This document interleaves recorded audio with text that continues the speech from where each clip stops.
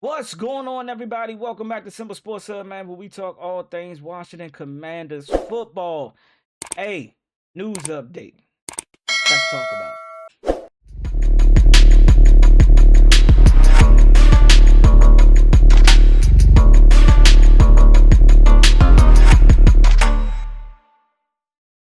All right, man, here we go. Ryan Fowler, off of Twitter, X, whatever you want to call it, tweeted out, today that it has been reported that all hands will be on deck, man, for the Washington Commanders. Sources report Commanders GM Adam Peters, assistant GM Lance Newmark, head coach Dan Quinn, OC David Blau, and the DC defensive coordinator Durante Jones will all be in attendance at the Ohio State Pro Day, man. And what does that kind of tell you? Some would probably say that that is the probably indicator that the Washington Commanders will be selecting one of the prospects out of Ohio State. To name a few: Arvell Reese, you got Sonny Styles, you got Caleb Downs, you got Carnell Tate. That's just some of the top guys that's coming out of there. And their pro day is tomorrow, and it has been reported that everybody from the coaching staff, like the main guys, the head coach, OC, and DC, and two other, upper the management team, GM, AP, let them cook. Y'all already know. Let my man AP cook up. Y'all already know what my man did in the off season so far with the free agency. So now that they are traveling up to Ohio State for the pro day of those guys that I just named, man, and it's potentially maybe two, maybe three of those five guys can be there at number 7, man. So what could that mean that they going there at 7? Could that also mean that that is a ploy to kind of make other GMs, other guys that are in the war rooms, putting up their draft board, getting everybody names up there who might be there at 7? That can that could mean that we may go somewhere totally different from, Ohio State guy. That may just be a ploy to get people to think that they may be really leaning towards going with Ohio State prospect, or that could just be the setup for, hey, we want y'all to think that we going one of the Ohio State players. But if Jeremiah Love fall there at 7, we might pull the trigger and go with Jeremiah Love. And that is pretty much the consensus for, the mass majority. I'm not gonna say the mass majority, but for a lot of the Washington Commanders fans, some of the, beat writers, some of the guys that are speaking highly of Jeremiah Love want the Washington Commanders to draft him if he's there at number 7. I have my own reserves on it, of course, just because I feel as though when you sign 4 guys that can fill out your running back room, now granted, all of them are on 1-year deals, except for Jakrowski being on his still rookie deal. But I just feel as though what Jakrowski gave us in the run game last season with limited snaps, running for 805 yards with 175 carries, and seeing other guys that he matched up against or other running backs in the league and see what they was able to obtain with 200 plus carries, I just feel as though Jakrowski could have been a 1,000-yard running back. Y'all let me know in the comments how y'all feel. I feel as though he could be our number 1 running back. But then you got Rashad White from Tampa, former ASU, teammate of JD5, our quarterback. And then you got Jerome Ford, and then you signing back Jeremy McNichols. So the running back room, I feel, is set in stone. But I also understand why AP had to kind of fill out the running back room, because there is a possibility that Jeremiah Love may go in the top 5, top 6. He may go to one of those teams. It's just, now I wouldn't say the Cleveland Browns, but there has been some reports that they still may be interested in Jeremiah Love at 6, even with, seeing Junkins go down, former Ohio State running backs, going down late in the season, and we don't know what his return table really is. It's all speculation at this point, but if the knee ain't ready, the knee ain't ready, or the ankle ain't ready. But all these guys going to this Ohio State Pro Day kind of makes you feel as, is it going to be Caleb Downs, the safety? When everybody is pretty much talking about the next generational safety that's going to come into the NFL. Could it be a Carnell Tate? Everybody's kind of alluding to the Washington Commanders need a true number 2 to go next to Terry McLaurin, and also to be the replacement of Terry McLaurin, because, hey, we ain't Father Time is still hitting on us that ain't stopping. And Terry McLaurin is about to be what, 30? I mean, if not 30, going to be 31 going into the next season. And his time is going to be coming to an end, and we're going to need a new number one. Is that time now? Or could you wait and bypass on a receiver at 7, maybe get you one in the 3rd round? I don't know. Is it still a ploy out there to trade for Brian Thomas Jr., who all the the multiple of reports that we've gotten from the NFL analysts and beat writers that, hey, Jaguars are shopping them, they not shopping them, they want this, they want that, whatever. But yes, the time is probably now to try to look at, the next true number one for the Washington Commanders and Jaden Daniels. Because Terry McLaurin, I'm not saying his window is closing, but you got to look at the future. You got to look 3, 4, 5 years down the line. If and when Terry McLaurin time is up, can a Carnell Tate, if drafted at number 7, can he step in and be that guy? Or is it a Jordan Tyson? Can Jordan Tyson come in and be the next number 1? But for the time being, while we still got Terry McLaurin under contract for the next year or 2, I believe, can he be a number 2? Can he be a number 2 to Terry McLaurin and win those one-on-one matchups and, be able to eat seeing a lot of one-on-one coverages, because a lot of defenses are going to roll their coverage to Terry McLaurin. We just know that, right? So, is it a Carnell Tate?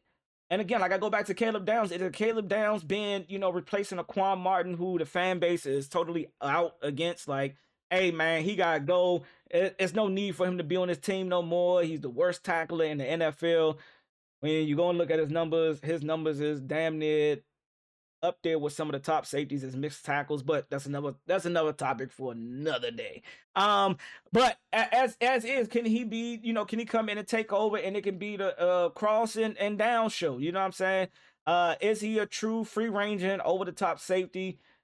I think he could play pretty much either safety position. He can be a box safety and he can be a over the top coverage safety as well. That's just how talented he is. He showed a little bit of it at Alabama. And then he showed some forms of it in Ohio State. He rotated between over top, deep middle safety and in the box. Yeah, most of his plays was probably made in the box, or coming down and being a tackler, but some of that was being a over top safety as well. Or hey, if Sonny Styles, the linebacker, the NFL Combine Hall of Fame GOAT, statistical, historical, beating all measurements, linebacker in Sonny Styles, who was previously a safety and converted into a linebacker, put on some more weight and became a nice downhill, linebacker that can, and also decent in coverage linebacker that is 6'5", 245, running a 4.46. The highest vertical from a linebacker, the longest broad jump from a linebacker. Like, you gotta really look at that and say, hey, is this the next big thing at linebacker from Ohio State and Sonny Styles? Is he the next guy? Do you pass up on a potential generational talent with the physicals and the attributes, the physical attributes that he has, like I said, the height, the weight, the speed, and then looking at his play and seeing that everything can come together. Of course, everybody can sharpen and continue to sharpen their iron, sharpen their tools, right? But can he be the next big linebacker to take over for Bobby Wagner? I know we got Leo Chanel. I know that there's guys like Jordan McGee. And what does that say about them? What do you do with Frankie Louvu, Kay Madrano, who we got out of UCLA in the 5th round last season? Like, what does that mean for the linebacker room if Sonny Styles is there and that is a potential guy that they want? Now, we can throw these different variations. All right, Downs off the board, Arvell off the board, David Bailey off the board, Carnell Tate off the board, and it's Sonny Styles. Or what if it's two of the 4 Ohio State guys that's there and available? Where do you go in the draft? What is the most pressing need for the Washington Commanders? And you can look at it from a multitude of ways. Yes, we did sign 2 pass rushers, but one of those guys, or 3 pass rushers, I think 2 of those guys are on 1-year contracts. Do you still, if David Bailey is there, do you go opposite of one of these 4 guys, or Arvell Reese is there? Do you go Arvell Reese, who is more of a prototypical 3-4 linebacker who can probably stand up, drop him back into coverage, and also be able to go and get the quarterback as well? If he's there, do you look at him? even though despite signing, Odafe Oweh to a, 4-year deal, 96 million, and then going back and getting, Kayvon chasing, like it's multiple things that you can do, right? Um, where Simba mind is when it comes to the 7th overall pick, and if these signs that we're seeing reported by Ryan Fuller, or I mean Ryan Fowler, my apologies, is that guy in Ohio State going to be picked at number 7? If you had to ask me to who I think will be there on the board, it will probably be Carnell Tate and Caleb Downs. Those are the two guys that I think that could potentially be there with an honorable mention of Sony Styles. I truly think that Arvell Reese is probably going to be gone. That's just my thought process. Maybe to the Jets, maybe to the Cardinals, maybe even to the Texans. I mean not the Texans, the Titans. My apologies. Like one of those three teams. But that also means now Sony and guys like Jeremiah Love and Carnell Tate and Caleb Downs would be the interesting picks to the New York Giants, who I don't want to get them to get either one of those guys. I don't want them. I want them to so bad mess it up and go tackle. Go tackle. Go tackle. Go with the non-sexy pick. Go tackle. They need help on the O-line. I don't know. That's just what my mindset go.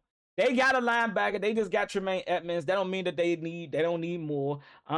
Caleb Downs is definitely an option there at number 5. Also, Jeremiah Love, even though they got Tracy Jr. and Scatterbull back there in the running back position. But again, they probably want their running back. Jeremiah Love, I got just a small feeling that they will go with Carnell Tate to pair with Malik Nabers. I mean, yes, that would help them out, but I just don't see them going receiver. Safety, maybe, linebacker Sony Styles or Jeremiah Love is my and there's been talks about Harbaugh, letting the media know if he's available, that's where they're going to go and draft. They're going to go get Jeremiah Love if he's there at 5. So now it's kind of dwindles down to, do the Cleveland Browns take a receiver to go with that, to pair with Jerry Jeudy? And because they didn't put so much money into the offensive lineman in the free agency class this year, and now they need a receiver that's going to be able to come in and help them right now. Carnell Tate, Jordan Tyson, Makai Lemon, those are the top 3, but do they go in the top 5? I mean, or the top 10? Are they the top 10 pick? Do Cleveland go receiver? I don't know. But if it was those 2 guys or those potential 3 guys, based upon what we see from the report that's been reported about, all 5 guys being, the 2 GMs, the GM, assistant GM, head coach, OC, and DC, like all of them being there at this pro day tomorrow. And you had to ask me who would probably be that number 1, that guy that they take at 7 if available. Again, like I said, Caleb Downs, Carnell Tate, I would probably go Caleb Downs. Caleb Downs will come in and immediately help us out. That's not the end all be all for Quan Martin, because I think Quan Martin is better suited as around the line of scrimmage type of safety, / corner. That's where he excelled at his rookie and sophomore year. I think that's where he's better suited at. Down in the box, close range, him coming down and trying to make open field tackles. I don't think that's his best act. I don't think that's where he excels at. Him being a box guy, he might turn into a depth chart piece that can turn into the next Jeremy Reeves. We don't know, but I would say Caleb Downs. But if Devontae Jones is still high on Quan Martin and want to give him a year under his defense, then it's got to be Carnell Tate or Sony Styles. And I know that means a lot about what does that say about Jordan McGee and them and Leo Chanel and Frankie Louvu. Hey man, with those type of weapons, it's so many things that you can do with those many pieces. Leo Chanel can play all around the defensive line and linebacker positions. He can drop back into coverage. He can get down into, a 3-4 stance, outside pass rushing linebacker. He can do those things. Now, Sony Styles is more of your traditional downhill run stopping and dropping back into coverage type of guy. And then now you got Jordan McGee, both of those guys running sideline to sideline, even Leo Chanel running sideline to sideline. Now you say Frankie Louvu, what do that mean? Hey, you can bump him down to an outside pass rusher as well. Just go get the quarterback. That's what he was best at. The first year of the recalibration that I continue to say. But y'all let me know, man. All of these guys heading up to Ohio State for this pro day tomorrow. Do you really think that this is a chess move by Adam Peters and company, to try to deploy other teams to think that they are heavenly going towards one of these Ohio State Buckeyes, or they real intentions is trying to divert everybody from who they really want. Where a lot of people in the the community, in the fan base, think it's Jeremiah Love. Y'all let me know in the comments what y'all guys think, man. Is the Washington Commanders drafting Ohio State Buckeye at number 7 in the upcoming draft in April? Y'all let me know. I'll catch y'all later, baby. Raise hell. I'm up out of here.